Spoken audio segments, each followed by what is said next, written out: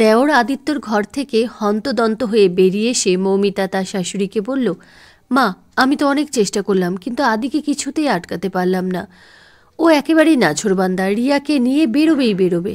শাশুড়ি বলে উঠল, কি বলছো? এখন কি হবে? সত্যিটা যদি ছেলেটার সামনে এসে যায়, ওকে তো আমরা আর বাঁচাতে পারবো না। আমি তো অনেক চেষ্টা করলাম মা, কিন্তু ওকে আটকাতে পারলাম না। আজকে রিয়ার জন্মদিন, তাই বলছে বেরোবেই। তুমিও তো চেষ্টা করেছিলে। এবার বড় ছেলে অভিজিতের দিকে তাকিয়ে তার মা বলল, বাবা তুই একবার দেখ না, একটু যা না সঙ্গে ভাইয়ের, না হলে যে অনর্থ হয়ে যাবে। কিন্তু মা, তুমি তো জানো আজকে আমার একটা মিটিং আছে, আমাকে মিটিংয়ে অ্যাটেন্ড করতেই হবে। এবার মৌমিতা বলে উঠল, তোমার ভাই আগে না মিটিং আগে? ভাইয়ের কিছু হয়ে গেলে নিজেকে ক্ষমা করতে পারবে তো? ঠিক আছে, যাচ্ছি, কিন্তু তোমরা আরেকটু চেষ্টা করে দেখো না। আদিত্য ঘর থেকে বেরিয়ে এসে তার মাকে বলল, মা, আমি রিয়াকে নিয়ে একটু বেরোচ্ছি, জানোই তো আজকে ওর জন্মদিন। দুপুরবেলা খাওয়ার সময় আমাদের জন্য অপেক্ষা করবে না, আজকে বাইরে খেয়ে আসবো। কিন্তু বাবা, সবাই দুপুরবেলা বাড়িতে একসঙ্গে খেলে সেটা বেশি ভালো হতো না? হ্যাঁ, তো ভালো হতো, কিন্তু ও তো কতদিন বেরোয়নি, সেই 1 মাসের ওপরে হয়ে গেছে, ঘরেই রয়েছে। তাই একটু আজকে নিয়ে যাই, ওর ভালো লাগবে। আর রাত্রিবেলা আমরা সবাই মিলে একসঙ্গে খাওয়া দাওয়া করব। প্লিজ মা, না করো না। ও বৌদি, আসছি, হ্যাঁ। এই বলে আদি বেরিয়ে গেল। তার পেছন পেছন তার দাদাও গেল। মৌমিতা আদির ঘরে গিয়ে দেখল বিছানার ওপর বেশ কয়েকটা শাড়ি রয়েছে, ঘরটা অগোছালো হয়ে পড়ে রয়েছে। ও ধীরে ধীরে পুরো ঘরটাকে গুছিয়ে রাখলো। গুছানো হয়ে গেলে টেবিলের ওপর থেকে রিয়ার ছবিটা নিয়ে অনেকক্ষণ ধরে একভাবে তাকিয়ে থাকলো। তারপর দু চোখ দিয়ে তার জল বেরিয়ে আসলো। চোখের জল মুছে সে ঘরের বাইরে চলে আসলো। এদিকে আদিত্য একটা দোকানে গিয়ে বলল, রিয়া, তোমার যা যা লাগবে সব এখান থেকে নিয়ে নাও, একদম হেজিটেট করবে না, যা পছন্দ হবে নেবে। আর এই যে ম্যাডাম, আপনি একটু ওকে জিনিস দেখাতে থাকুন, ও যা যা নিতে চায় দিয়ে দিন, আমি এক্ষুনি এটিএম থেকে টাকা তুলে নিয়ে আসছি। দোকানের মেয়েটি বলল, কিন্তু স্যার, আমি কাকে কি দেখাবো আমি ঠিক বুঝলাম না। আরে এই তো ওকে, ওর যা যা লাগবে আপনি ওকে দেখান, আমি এক্ষুনি আসছি। এই বলে সে বেরিয়ে গেল। আর দোকানের ওই মেয়েটি অবাক হয়ে এদিক ওদিক তাকাতে লাগলো। তখনই হন্তদন্ত হয়ে অভিজিৎ দোকানে ঢুকলো আর সেই মেয়েটিকে বলল, ম্যাডাম, আপনি তাড়াতাড়ি 2টো লিপস্টিক দিন, এই চুড়িগুলো আর 2টো নেল পালিশ, কাজল, এগুলো দিন। আর এখনই যে ছেলেটি বেরিয়ে গেল, ও আসলে বলবেন যে ওর বউ এগুলো পছন্দ করে রেখেছে, দামটাও ও দিয়ে দেবে, ঠিক আছে? কিন্তু স্যার, আরে আমি ওর দাদা, কিছু হবে না, আপনি ও আসলে বলবেন যে এগুলো ওর বউ নিয়েছে, ঠিক আছে? এই বলে অভিজিৎ সেখান থেকে বেরিয়ে গেল। কিছুক্ষণ পর আদিত্য এসে সেই জিনিসগুলো নিয়ে বিল পে করে রিয়ার সঙ্গে কথা বলতে বলতে বেরিয়ে গেল। অন্য একটি মেয়ে এসে দোকানের ওই মেয়েটিকে জিজ্ঞেস করলো, ব্যাপারটা কি বলতো, ঠিক বুঝলাম না। আমি কি বলবো, আমিও তো ঠিক কিছু বুঝতে পারছি না। এরপর রিয়া আর আদিত্য আইসক্রিমের দোকানে গিয়ে সেখানে রিয়ার সাথে কথা বলতে বলতে 2টো আইসক্রিম নিল। আইসক্রিম দোকানের লোকটি বারবার এদিক ওদিক তাকাতে থাকলো, যেন সে কি খুঁজছে। এরপর রাস্তা দিয়ে দুজনে মিলে হাত ধরে গল্প করতে করতে এগিয়ে চলল। আশেপাশের লোকজন তাদের দিকে অবাক হয়ে তাকিয়ে থাকলো। কিছুক্ষণ পর এদিক ওদিক ঘোরাঘুরি করার পর তারা চলে গেল একটি রেস্টুরেন্টে। এই রেস্টুরেন্টেই তারা যায় কারণ সেটি ছিল তার দাদার বন্ধুর। অভিজিৎ আগে থেকে নিজের বন্ধুকে ফোন করে বলল, আদি যাচ্ছে তোর ওখানে, আজকে রিয়ার জন্মদিন। ও আচ্ছা, ঠিক আছে, বুঝেছি, আমি সব ম্যানেজ করে নেব, তুই চিন্তা করিস না। আদিত্য সেখানে ঢুকতেই রেস্টুরেন্টের মালিক তাকে দেখে বলল, আরে আদি যে, যাও গিয়ে ওই কেবিনে বসো, আমি ওখানে লোক পাঠিয়ে দিচ্ছি, অর্ডারটা দিয়ে দিও। এরপর তাদেরকে কেবিনে বসিয়ে পর্দা টেনে দিয়ে একজন কর্মচারীকে বলল, যাও ওর অর্ডারটা নিয়ে নাও। আর কি করতে হবে তুমি কিন্তু খুব ভালো করেই জানো, কিছু যেন গড়বড় না হয়। কর্মচারীটি খাবারের অর্ডার নিয়ে তাদেরকে দিতে চলে গেল। খাবার টেবিলে সার্ভ করার পর আদিত্য বলল, তুমি ওদিকে খাবার কেন দিচ্ছ? রিয়া তো আমার পাশে বসে আছে, এদিকে দাও। ঠিক আছে স্যার, আমি ভুল করে দিয়ে ফেলেছি। তারপর খাবার দিয়ে পর্দাটা ভালো করে আটকে দিয়ে চলে আসলো।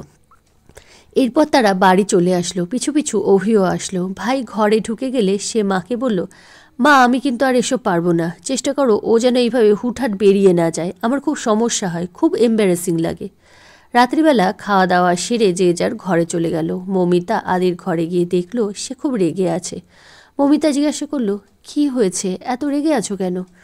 আর বলো না বৌদি, সকালবেলা রিয়ার বার্থডে উইশ করে হোয়াটসঅ্যাপ স্ট্যাটাস দিয়েছিলাম, সারাদিন আর চেক করা হয়নি। এখন দেখছি অনেকে হ্যাপি বার্থডে লিখেছে, কিন্তু একজন কমেন্ট করেছে, যেখানেই থাকো ভালো থেকো। এমন কমেন্ট কেউ করে বলো? এর মানেটা কি? ও কি আমার সাথে খুব খারাপ আছে? মৌমিতা হেসে বলল, থাক বাদ দাও, ভুল করে কিছু লিখে ফেলেছে হয়তো, ওটা আমি ডিলিট করে দিচ্ছি। ওটা থাকলে যত দেখবে তত তোমার রাগ হবে। এই বলে মেসেজটা ডিলিট করে মৌমিতা কটা ওষুধ দিয়ে বলল, এগুলো খেয়ে নাও। ওষুধ খেতে খেতে আদি বলল, বৌদি তুমি রোজ রোজ একটা করে ওষুধ ছিঁড়ে এনে আমাকে কেন খাওয়া বলো তো? পুরো ওষুধটা তো আমাকে দিয়ে দিতে পারো, তাহলে তোমাকে আর এত কষ্ট করতে হয় না। হ্যাঁ, আমি নিজে তোমাকে ওষুধ খাইয়ে যাই যাতে তুমি ওষুধগুলো খেতে ভুল না করো আর তাড়াতাড়ি সুস্থ হয়ে যাও। তোমার অ্যাক্সিডেন্ট হয়েছিল, বেশি দিন হয়নি, তাই এই ওষুধগুলো ঠিকমতো খাওয়া খুবই দরকার। পুরো বাড়িটাকে তুমি আগলে রেখেছো বৌদি, আর আমারও কত কেয়ার করো, ভীষণ ভালো লাগে আমার। কেয়ার তো করতেই হবে বলো, সেই ছোট থেকে তোমাকে দেখছি। রিয়া আর তুমি ছোট থেকে খুব ভালো বন্ধু ছিল। আমাদের বাড়িতে আসতে নিজের ভাইয়ের মতোই ভালোবাসি তোমাকে। আর তাছাড়া রিয়া তো আমারই ছোট বোন ছিল, তার ভালোবাসাকে আগলে রাখার দায়িত্ব তো আমারই। তোমার ছোট বোন ছিল মানে? এখনও তো তোমার বোনই আছে, ছিল কেন বললে? মৌমিতা যেন চমকে উঠল, তারপর একটু সামলাই বলল, না মানে আগেও আমার বোন ছিল, এখন তো আমার যা হয়ে গেছে তাই আর কি। এবার তাড়াতাড়ি ঘুমিয়ে পড়ো। এরপর একদিন সকালে বসে মৌমিতার মেয়ে তিন্নি পড়াশোনা করছে, সামনে তার ঠাকমা বসে আছে। তিন্নি পড়ছে FAT ফ্যাট, ফ্যাট মানে মোটা, MAD ম্যাড, ম্যাড মানে পাগল। এই কথা পড়তে পড়তে সে চুপ হয়ে গেল। তারপর ঠাকুমাকে জিজ্ঞেস করলো, আচ্ছা ঠাম্মি, কাকাই কি পাগল? তার ঠাম্মি বলল, এই কথা কেন বলছো? কাকাই মোটেই পাগল নয়, ও কেন পাগল হতে যাবে? তাহলে তাহলে কি কাম্মা ভূত? মৌমিতা মেয়েকে ধমক দিয়ে বলল, এসব কি বলছো? চুপ করে মন দিয়ে পড়ো। আদিত্য ঘর থেকে বেরিয়ে এসে বলল, ও বৌদি, দুদিন আমি ওয়ার্ক ফ্রম হোম নিয়েছি, অফিস যাব না। রিয়ার তোর ডাক্তার দেখানো দরকার। প্রথমে একবার তোমরা হসপিটালে নিয়ে গেছিলে, কিন্তু এবার তো একটা গাইনোকোলজিস্টকে দেখানো দরকার। আমি অ্যাপয়েন্টমেন্ট করে নিয়েছি, কালকেই আমি ওকে নিয়ে যাব। কি বলছো? আমরা থাকতে তুমি কেন নিয়ে যাবে? তোমার যাওয়ার দরকার নেই। না না, আমার তো ছুটি আছে, আমি নিয়ে যাব। প্লিজ বৌদি। এমন সময় অভিজিৎ এসে বলল, সব সময় এরকম করবি না, তোর বৌদি তো সব দিক দেখে। তাহলে ও কি পারবে না রিয়াকে নিয়ে যেতে? তোর বৌদি নিয়ে যাবে বলছে যখন, ওই নিয়ে যাবে, তুই বাড়িতে থাকবি, আর এটাই কিন্তু ফাইনাল। হ্যাঁ, আমি ওকে নিয়ে যাব, পরের বার যখন ডেট দেবে তখন না হয় তুমি যেও। মৌমিতা সময় মতো ডাক্তারের কাছে চলে গেল। ডাক্তার বলল, আপনার কি সমস্যা বলুন। আসলে সমস্যাটা আমার নয়, আমার দেওরের। কিন্তু আমি তো মেয়েদের ডাক্তার। হ্যাঁ, আমি আপনাকে সবটা বলছি, তাহলে আপনি বুঝতে পারবেন। এগুলো আমার দেওরের প্রেসক্রিপশন, দেখুন। আসলে ও আমার ছোট বোনের সাথে আমার দেওরের বিয়ে হয়। প্রায় 1.5 মাস আগে ওদের অ্যানিভার্সারি দিন ওরা বাইকে নিয়ে বের হয়, আর সেই সময় রাস্তায় একটা অ্যাক্সিডেন্ট হয়। রিয়া ছিটকে গিয়ে এমনভাবে পড়ে যে স্পট ডেড হয়ে যায়। আর আমার দেওরকে হাসপাতালে নিয়ে গেলে প্রায় 3 দিন ও কোমায় ছিল। ওর মাথায় প্রচণ্ড আঘাত লাগে, ও প্রাণে বেঁচে যায়, কিন্তু মাথায় আঘাত লাগার কারণে রিয়াকে হ্যালুসিনেট করতে থাকে। সবার কাছে রিয়া মারা গেলেও ওর কাছে এখনও জীবিত। ও রিয়াকে দেখতে পায়। ডাক্তার বলেছে ওকে এখন সত্যিটা জানানো যাবে না, তাহলে ওর প্রাণ সংশয় হতে পারে। রিয়া যখন মারা যায় ও 2 মান্থস প্রেগনেন্ট ছিল। আপনি প্লিজ প্রেসক্রিপশানে কিছু ওষুধ লিখে দিন, যেটা দেখলে আমার দেওরের অন্তত বিশ্বাস হয় যে আমরা রিয়াকে ডাক্তারের কাছে নিয়ে এসেছিলাম। পরের দিন বিকালবেলা মৌমিতা তার মেয়েকে নিয়ে একটু বাইরে বেরোয়। শাশুড়ি তখন ঘুমাচ্ছিল, আদি ল্যাপটপে কাজ করছিল। এমন সময় কলিং বেল বেজে ওঠে। আদিত্য গিয়ে দেখে তার বন্ধু সুপ্রিয় এসেছে। আরে সুপ্রিয়, কি ব্যাপার এতদিন পর? আসলে আমি এখানে ছিলাম না, ছুটিতে এসেছি, তাই আসলাম তোর সাথে দেখা করতে। আচ্ছা বস বস, বল কি খাবি, চা না কফি? তুই তো কফি পছন্দ করিস, দাঁড়া আমি রিয়াকে বলছি তোর জন্য কফি বানাতে। সুপ্রিয় বলল, রিয়া? রিয়াটাকে? রিয়াটাকে মানে আমার বউ? তুই আবার বিয়ে করেছিস? যাক, ভালো হয়েছে, মুভ অন করে নেওয়াটাই ভালো। আর এন্ডা রিয়া? খবরটা পেয়েছিলাম, কিন্তু তখন তোর ফোন নাম্বার ছিল না আমার কাছে, ফোন করতে পারিনি।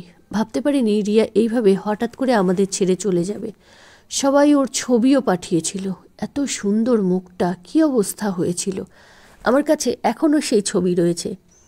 ওকে ভুলে যে তুই আবার এগিয়ে যেতে পেরেছিস, এই অনেক। মানে তুই কি বলছিস? কার কথা বলছিস? কে মারা গেছে?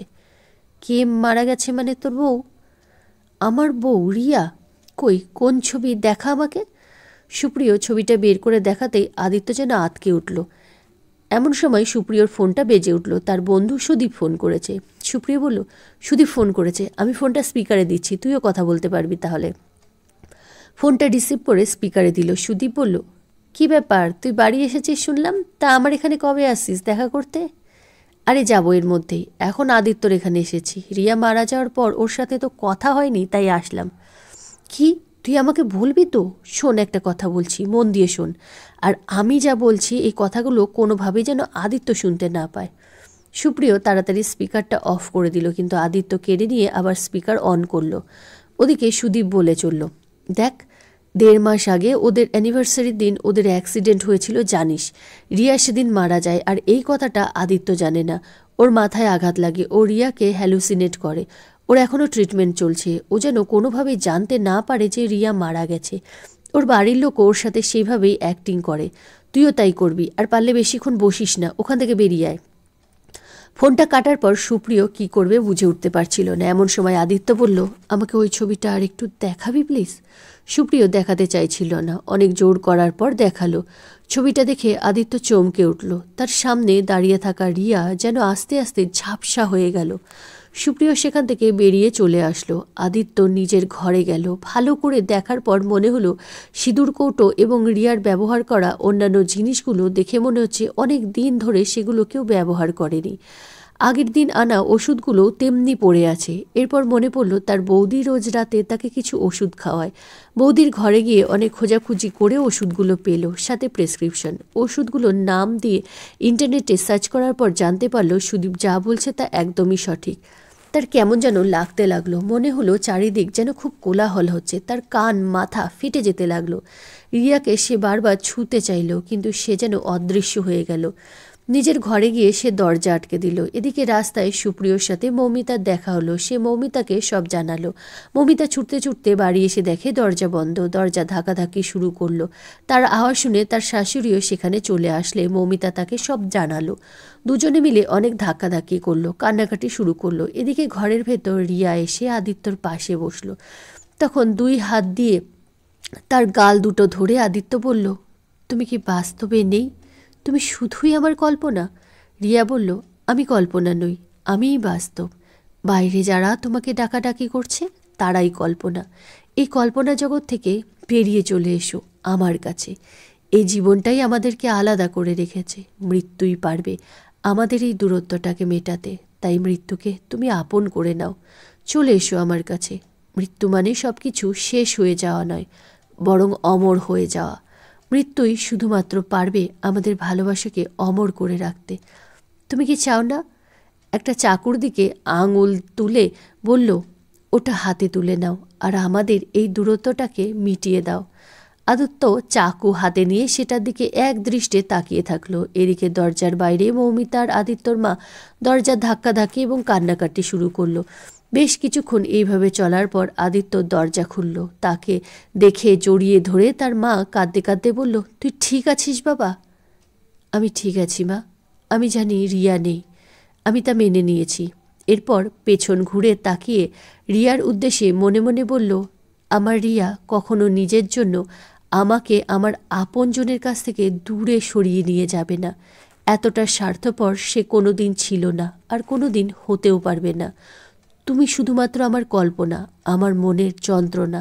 তাই আজ থেকে এই কল্পনাকে, এই যন্ত্রণাকে আমি বিদায় জানালাম। এরপর রিয়ার প্রতিচ্ছবিটা ধীরে ধীরে তার চোখের সামনে অদৃশ্য হয়ে গেল।